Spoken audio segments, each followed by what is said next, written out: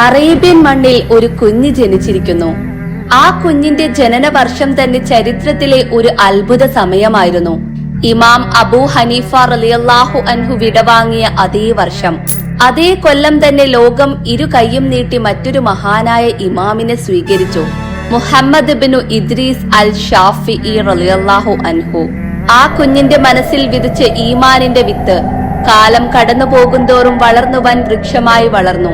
ഷാഫിഈ മദ്ഹബിന്റെ സ്ഥാപകൻ, അത്ഭുതങ്ങളിലൂടെ 40 പുരോഹിതന്മാരെ ഇസ്ലാമിലേക്ക് കൊണ്ടുവന്ന മഹത്തായ ഇമാം, വെള്ളത്തിനു മുകളിലൂടെ നടന്നുവെന്ന അത്ഭുതത്തിന്റെ ഉടമ. ഒരിക്കൽ അദ്ദേഹം നമ്മുടെ പ്രവാചകനെ സ്വപ്നത്തിൽ കണ്ടു. അദ്ദേഹത്തിന്റെ നേരിട്ടുള്ള ആജ്ഞ പ്രകാരം തന്റെ ജീവിതം സമ്പൂർണമായും അറിവിനും ദീനിനുമായി സമർപ്പിച്ചു. എന്നാൽ രാഷ്ട്രീയ കുതന്ത്രങ്ങളുടെ ഇരയാകേണ്ടി വന്നു. ഷാഫിഈ റളിയല്ലാഹു അൻഹുവിന് ചെറുപ്പത്തിൽ തന്നെ പിതാവ് നഷ്ടപ്പെട്ടു. ഒരു വിധവയായ ഉമ്മയും ഒരു കുഞ്ഞും. ആ ഉമ്മയുടെ ഹൃദയത്തിൽ ഒരു തീജ്വാലയുണ്ടായിരുന്നു. ആ ഉമ്മയുടെ ഹൃദയ പ്രാർത്ഥന ഇങ്ങനെയായിരുന്നു: എന്റെ മകൻ ഒരു നാൾ ഉമ്മത്തിന്റെ പാതയിലേക്ക് വിളക്കായി തീരട്ടെ. ദാരിദ്ര്യത്തിന്റെ തണലിൽ വളർന്നെങ്കിലും അവരുടെ പ്രത്യാശ ഒരിക്കലും ക്ഷയിച്ചില്ല. പിന്തുണയോ ബന്ധങ്ങളോ ഒന്നുമില്ലാതെ തന്നെ അവർ തീരുമാനിച്ചു, നമ്മുടെ പൂർവികരുടെ നാടായ മക്കയിലേക്കാണ് പോകേണ്ടത്. അവിടെ തന്നെയാണ് ഇൽമിന്റെ വെളിച്ചമുള്ളത്. അവർ തന്റെ ചെറുപ്രായമുള്ള മകനെയും കൂട്ടി മരുഭൂമിയിലെ കാറ്റിനെയും ദാരിദ്ര്യത്തിന്റെ കഠിനതയെയും മറികടന്ന് മക്കയിലേക്ക് യാത്രയായി. അത് തന്നെയായിരുന്നു ഇൽമിന്റെ യാത്രയുടെ ആദ്യ തുടക്കം. അദ്ദേഹം അറബിക് ഭാഷയുടെ അത്ഭുതങ്ങൾ ആയത്തിൽ പഠിക്കാൻ ബനൂ ഹുസൈൽ എന്ന ഗോത്രത്തിലേക്ക് യാത്രയായി. അത് ഭാഷയുടെയും കവിതയുടെയും നാടായിരുന്നു. അവിടെ അദ്ദേഹം വർഷങ്ങളോളം ജീവിച്ചു. വാക്കുകളുടെ സൗന്ദര്യം, ശൈലിയുടെ ശക്തി, അറേബ്യയുടെ മാധുര്യം എല്ലാം ഹൃദയത്തിൽ പകർന്നു. മക്കയിലേക്ക് മടങ്ങിയെത്തിയപ്പോൾ അദ്ദേഹം ഭാഷയുടെ അധ്യാപകനായി തീർന്നു. മനസ്സിൽ ഖുർആനിന്റെ വെളിച്ചം, അതരങ്ങളിൽ അറിവിന്റെ മധുരം, അതിനോടൊപ്പം ഹദീസ്, ഫിഖ്ഹ്, ദീൻ ഇതെല്ലാം പഠിക്കാനുള്ള ആഗ്രഹങ്ങൾ അദ്ദേഹത്തിന്റെ ഹൃദയത്തിൽ നിറഞ്ഞു. പണമില്ലാത്തതിനാൽ പഠിച്ചതെല്ലാം എഴുതി വെക്കാനായില്ല. അതിനായി അദ്ദേഹം കണ്ടുപിടിച്ച മാർഗം അതുല്യമായിരുന്നു. ചുറ്റുമുള്ള മൃഗങ്ങളുടെ അസ്ഥികൾ ശേഖരിച്ച് അതിന് മുകളിൽ എഴുതി പഠിച്ചു. വാക്കുകൾ അത്രയും വിലപ്പെട്ടതായിരുന്നു. വെറും 7-ാം വയസ്സിൽ അദ്ദേഹം ഖുർആൻ പൂർണ്ണമായും മനഃപ്പാഠമാക്കി. ഇൽമ് അത്ര വിലപ്പെട്ടതാണ്. അതിനായി കഷ്ടപ്പെടുന്നതും ആരാധന തന്നെയാണ്. മദീനയിൽ എത്തിയപ്പോൾ അവിടെ നിലനിന്നിരുന്ന ഒരു അപ്രാപ്യമായ മഹത്വം അദ്ദേഹത്തെ വിസ്മയിപ്പിച്ചു. ഇമാം മാലിക് റളിയല്ലാഹു അൻഹുവിന്റെ ശാന്തതയും ജ്ഞാനവും നിറഞ്ഞ സ്ഥലം, പണ്ഡിതരുടെ പണ്ഡിതൻ, ഹദീസിന്റെ സമുദ്രം എന്നറിയപ്പെടുന്ന ആ മഹാനായ ഗുരുവിന്റെ അരികിലെത്തുക എന്നത് സ്വപ്നം പോലെയായിരുന്നു. ചെറുപ്രായക്കാരനായ ഷാഫിഈ റളിയല്ലാഹു അൻഹുവിന്റെ ഹൃദയത്തിൽ ഒരു ഭയമുണ്ടായിരുന്നുവെങ്കിലും അത് ഭക്തിയുടെയും ആഗ്രഹത്തിന്റെയും നിറമായിരുന്നു. ഒടുവിൽ അദ്ദേഹത്തിന്റെ ആത്മാർത്ഥത കൊണ്ട് എല്ലാ വാതിലുകളും തുറന്നു വന്നു. ഇമാം മാലിക് റളിയല്ലാഹു അൻഹു അദ്ദേഹത്തെ സ്വീകരിച്ചു. ആ ദിനം മുതൽ ഷാഫിഈ റളിയല്ലാഹു അൻഹുവിന്റെ ജീവിതം പൂർണ്ണമായും മാറി. അദ്ദേഹം ഇമാം മാലിക് റളിയല്ലാഹു അൻഹുവിന്റെ അരികിലിരുന്ന് കാലങ്ങളോളം പഠിച്ചു. ഹദീസ്, ഫിഖ്ഹ്, അറബി ഭാഷയുടെ വിപുലത, ബലാഗത്ത്, സാഹിത്യ ശൈലി എല്ലാം അദ്ദേഹം പഠിച്ചുകൊണ്ടിരുന്നു. അദ്ദേഹത്തിന്റെ ഓർമ്മശക്തി അത്ഭുതകരമായിരുന്നു. ഒരു തവണ കേട്ടാൽ മതിയായിരുന്നു, പിന്നീട് അത് ഹൃദയത്തിൽ പതിഞ്ഞിരിക്കും. മാലിക് റളിയല്ലാഹു അൻഹുവിന്റെ മുവത്ത എന്ന ഗ്രന്ഥം അദ്ദേഹം 9 ദിവസത്തിനുള്ളിൽ പൂർണ്ണമായും മനഃപ്പാഠമാക്കി. അതിന്റെ ഓരോ ഹദീസ്, അതിന്റെ പശ്ചാത്തലവും പാഠവും എല്ലാം അദ്ദേഹത്തിന്റെ ഹൃദയത്തിൽ ശാശ്വതമായി പതിഞ്ഞു. മദീനയിലെ ജീവിതം അദ്ദേഹത്തെ ഒരു ബാലനിൽ നിന്നും ഇമാമിലേക്ക് വളർത്തി. ഗുരുവിന്റെ ശാന്തമായ പഠനമുറിയിലുണ്ടായ ഓരോ നിമിഷവും അറിവിന്റെ വെളിച്ചത്തിൽ നിറഞ്ഞ ഒരു ആത്മാവിന്റെ ജനനമായിരുന്നു. പിന്നീട് മദീനയിൽ നിന്നിറങ്ങുമ്പോൾ അദ്ദേഹത്തിന്റെ ഹൃദയം ഇൽമിന്റെ അറിവുകളാൽ നിറഞ്ഞു. ആ അറിവ് തന്നെയാണ് പിന്നീട് ഒരു മഹത്തായ മദ്ഹബിന്റെ ആകാശമായി വളർന്നത്, ഷാഫിഈ മദ്ഹബ്. മദീനയിൽ നിന്നിറങ്ങിയ ശേഷം ഇമാം ഷാഫിഈ റളിയല്ലാഹു അൻഹുവിന്റെ ജീവിതം ഒരു ദൗത്യമായി മാറി. അദ്ദേഹം ഇൽമിനെ വെറും അറിവായി കണ്ടില്ല, അത് ആരാധനയാണെന്ന് വിശ്വസിച്ചു. അറിവിലൂടെ മനുഷ്യരെ അള്ളാഹുവിലേക്ക് അടുപ്പിക്കലായിരുന്നു അദ്ദേഹത്തിന്റെ ജീവിത ലക്ഷ്യം. മദീനയിൽ നിന്ന് യാത്ര തിരിച്ച അദ്ദേഹം യമനിലേക്ക് പോയി. അവിടെ പണ്ഡിതനായും പിന്നീട് ഖാളിയായും നിയമിതനായി. നീതിയിൽ ഉറച്ച നിലപാടെടുത്തു. എല്ലാ അധികാരികളുടെ മുൻപിലും സത്യം പറയാൻ മടിച്ചില്ല. അതുകൊണ്ട് ചിലർ അദ്ദേഹത്തെ ശത്രുവാക്കി. അവരുടെ ഭയം കൂടി. അദ്ദേഹം രാഷ്ട്രീയ ചതികളുടെയും ഗൂഢാലോചനകളുടെയും ഇരയായി. അതിന്റെ ഭാഗമായി ഖലീഫ ഹാറൂൺ റഷീദിന്റെ നാടായ ബാഗ്ദാദിലേക്ക് അദ്ദേഹത്തെ കൊണ്ടുപോയി. എന്നാൽ ആ നീണ്ട യാത്രയിലുടനീളം അദ്ദേഹത്തിന്റെ അധരങ്ങളിൽ നിന്നൊഴുകുന്നത് ഖുർആൻ പാരായണമായിരുന്നു. ഭയത്തിനിടയിലും അദ്ദേഹത്തിന്റെ ഹൃദയം ശാന്തമായിരുന്നു. കാരണം അദ്ദേഹത്തിന് ഉറപ്പായിരുന്നു സത്യം ഒരിക്കലും തോൽക്കില്ല എന്നത്. ബാഗ്ദാദിലെത്തിയപ്പോൾ ഖലീഫയുടെ മുൻപിൽ അദ്ദേഹത്തെ നിർത്തി. പണ്ഡിതൻ, വിനയത്തിന്റെ പ്രതീകം. അദ്ദേഹത്തിന്റെ മുഖത്ത് ഭയമൊന്നും ഉണ്ടായിരുന്നില്ല. അദ്ദേഹം തന്റെ നിലപാട് വ്യക്തമാക്കി കൊടുത്തു. താൻ രാഷ്ട്രീയക്കാരനല്ല, ഇൽമിന്റെ ദാസനാണ്.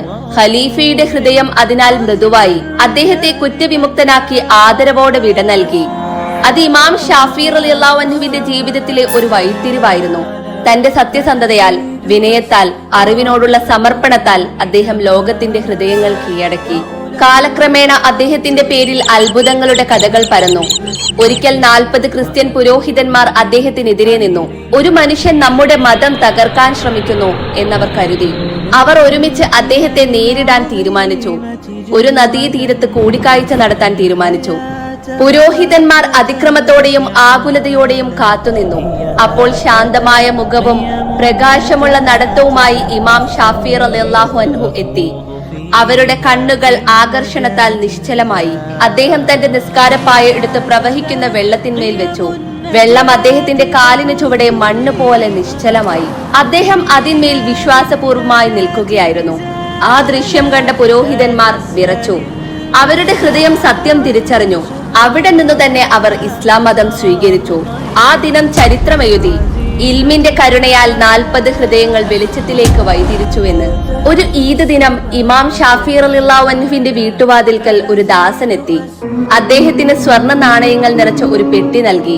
അല്പസമയത്തിനുള്ളിൽ തന്നെ ഒരു ദരിദ്രൻ ആ വീട്ടിലേക്ക് സഹായം അഭ്യർത്ഥിച്ചെത്തി. ഇമാം ഷാഫി റളിയല്ലാഹു അൻഹു ആ പെട്ടി തുറക്കാതെ തന്നെ ആ കുടം അവർക്ക് നൽകി. അദ്ദേഹം പറഞ്ഞു, ലോകം തരുന്നത് താൽക്കാലികമാണ്, അള്ളാഹു തരുന്നത് ശാശ്വതമാണ്. ഒരു രാത്രി തീവ്രമായ ഉറക്കത്തിനിടെ അദ്ദേഹം ഒരു സ്വപ്നം കണ്ടു. സ്വപ്നത്തിൽ പ്രവാചകൻ പ്രത്യക്ഷപ്പെട്ടിരിക്കുന്നു. പ്രവാചകന്റെ മുഖത്തെ പ്രകാശം ആകാശത്തിന്റെ തിളക്കത്തെ മറികടന്നു. പ്രവാചകൻ ഷാഫി റളിയല്ലാഹു അൻഹുവിന്റെ മുഖത്തും കൈകളിലും വെള്ളം തേച്ച് അനുഗ്രഹിച്ചു. അന്നു മുതൽ ഇമാം ഷാഫി റളിയല്ലാഹു അൻഹുവിന്റെ ഹൃദയം പൂർണ്ണമായി ദൗത്യത്തിലേക്ക് സമർപ്പിതമായി. പിന്നീട് മറ്റൊരു സ്വപ്നത്തിൽ അലി റളിയല്ലാഹു അൻഹു തന്റെ വിരലിൽ ധരിച്ചിരുന്ന മോതിരമെടുത്ത് അദ്ദേഹത്തിന്റെ വിരലിൽ ധരിപ്പിച്ചു. ഇത് അദ്ദേഹത്തിന് ദൈവദൂതന്റെ ഇൽമിൽ നിന്നും ലഭിക്കുന്ന അടയാളങ്ങളായിരുന്നു. ആ സ്വപ്നങ്ങളിലൂടെ അദ്ദേഹം തന്റെ ജീവിതം ഇനി ഇൽമിനായി മാത്രമായിരിക്കുമെന്ന് ഉറപ്പിച്ചു. ബാഗ്ദാദിൽ നിന്നും അദ്ദേഹം തിരിച്ചെത്തി. അദ്ദേഹത്തിന്റെ സ്വാധീനം അതിരില്ലാതെ വളർന്നു. വിദ്യാർത്ഥികൾ സമുദ്രം പോലെ അദ്ദേഹത്തിന് ചുറ്റും കൂടി. എന്നാൽ അധികാരികൾക്ക് അത് അസ്വസ്ഥതയുണ്ടാക്കി. അവർക്ക് തോന്നി ഈ മനുഷ്യൻ ജനങ്ങളുടെ ഹൃദയം പിടിച്ചടക്കുകയാണ്. പുതിയ ഖലീഫയുടെ കാലത്ത് അദ്ദേഹത്തെ വീണ്ടും കുറ്റപ്പെടുത്താൻ തുടങ്ങി. ഇമാം ഷാഫി റളിയല്ലാഹു അൻഹു ജനങ്ങളെ ഭരണത്തിനെതിരെ പ്രേരിപ്പിക്കുന്നു എന്നായിരുന്നു ആരോപണം. അദ്ദേഹത്തെ ഈജിപ്തിലേക്ക് നാടുകടത്താൻ തീരുമാനിച്ചു. ഈജിപ്തിലേക്കുള്ള യാത്ര ഇമാം ഷാഫി റളിയല്ലാഹു അൻഹുവിന് ഒരു പരീക്ഷണമായിരുന്നു. തനിക്കെതിരായി പറഞ്ഞവരുടെ നാവുകൾ വാളുകളായി. താൻ സത്യത്തിൽ ഉറച്ചു നിന്നതുകൊണ്ട് വേദന സഹിക്കേണ്ടി വന്നു. എന്നാൽ അദ്ദേഹത്തിന്റെ ഹൃദയം ഒരു കാര്യത്തിൽ ഉറച്ചിരുന്നു. ഇൽമിനായി ജീവിക്കുന്നത് തന്നെ അള്ളാഹുവിനോടുള്ള ആരാധനയാണ്. കൈറോയ്ക്കടുത്തുള്ള ഫുസ്താനിൽ അദ്ദേഹത്തെ വീട്ടുതടങ്കലിൽ പാർപ്പിച്ചു. പുറത്തേക്ക് പോകാൻ അനുവാദമില്ലായിരുന്നു. എന്നാൽ മതിലുകൾക്കപ്പുറം അദ്ദേഹത്തിന്റെ ശബ്ദമുയർന്നു. അറിവിനായി ആഗ്രഹിക്കുന്നവർ വാതിലിന് പുറത്ത് ചുറ്റും കൂടി. അദ്ദേഹം അകത്തു നിന്നുകൊണ്ട് പാഠം പഠിപ്പിച്ചു. അദ്ദേഹത്തിന്റെ വീട് തന്നെ ഒരു മദ്രസയും പള്ളിയുമായി മാറി. ദിവസം മുഴുവൻ ഹദീസ്, ഫിഖ്ഹ്, തഫ്സീർ, ഖുർആൻ എല്ലാം പഠിപ്പിച്ചുകൊണ്ടിരുന്നു. അദ്ദേഹം ഒരിക്കൽ പറഞ്ഞിരുന്നു, അള്ളാഹുവിന് വേണ്ടി ചെയ്യുന്ന കാര്യങ്ങൾക്ക് വിലക്കില്ല. വാതിലടച്ചാലും വെളിച്ചമടയ്ക്കാൻ ആർക്കും സാധിക്കില്ല. അദ്ദേഹത്തിന്റെ ആ വാക്കുകൾ തലമുറകൾക്ക് പ്രചോദനമായി. ഹിജ്റ 204, ക്രിസ്തുവർഷം 820. ആ മഹത്തായ ജീവിതത്തിന്റെ അവസാന പ്രഭാതം. അദ്ദേഹം രോഗബാധിതനായി കിടക്കുകയാണ്. അദ്ദേഹത്തിന് ചുറ്റും ശിഷ്യന്മാർ. അവരുടെ കണ്ണുകളിൽ കണ്ണുനീരിന്റെ നിറവുണ്ടായിരുന്നു. ഇമാം ഷാഫി റളിയല്ലാഹു അൻഹുവിന്റെ മുഖം ശാന്തമായിരുന്നു. ദീർഘയാത്രയ്ക്ക് മുമ്പുള്ള ഒരു തീർത്ഥാടകൻ എന്ന പോലെ അദ്ദേഹം സ്വയം പറഞ്ഞു, ഇപ്പോൾ ലോകം വിടാനുള്ള സമയമാണ്. എന്റെ പ്രതീക്ഷ അള്ളാഹുവിന്റെ ക്ഷമയിൽ മാത്രമാണ്. അന്ന് രാവിലെ ആയിരുന്നു ഇമാം ഷാഫി റളിയല്ലാഹു അൻഹുവിന്റെ റൂഹ് നാദരിലേക്ക് യാത്രയായത്. മക്ക, മദീന, ഈജിപ്ത് എല്ലായിടത്തും അദ്ദേഹത്തിന്റെ പേരിൽ ദുആകൾ ഉയർന്നു. ഫുസ്താനിലെ മണ്ണിൽ അദ്ദേഹത്തെ കബറടക്കി. അവിടെ ഇന്നും അദ്ദേഹത്തിന്റെ കബറിനടുത്ത് നിൽക്കുന്നവർക്ക് ഒരു മധുരമായ ശാന്തത അനുഭവപ്പെടുന്നു. ഇൽമിന്റെ സുഗന്ധം ഇന്നും അവിടെ നിലനിൽക്കുന്നു. അദ്ദേഹത്തിന്റെ ശിഷ്യന്മാർ ലോകത്തിന്റെ വിവിധ ഭാഗങ്ങളിലേക്ക് തിരിഞ്ഞു.